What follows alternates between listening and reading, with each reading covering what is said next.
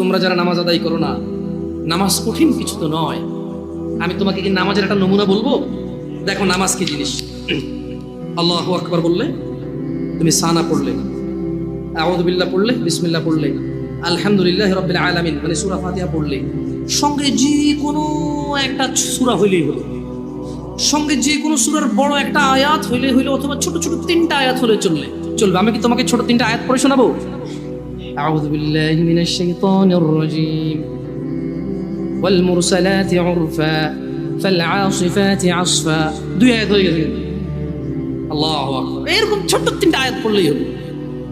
কুল হুয়াল্লাহু আহাদ আল্লাহুস সামাদ লাম ইয়ালিদ ওয়া লাম ইউলাদ ওয়া লাম ইয়াকুল লাহু কুফুয়ান আহাদ। তো জামশেদ ভাই, নামাজ সহজ কিভাবে? আমি তো শুধু আলহামদুলিল্লাহ সূরা পারি আর কুল হুল্লাহ পারি, আর কিছু এখন পারি না।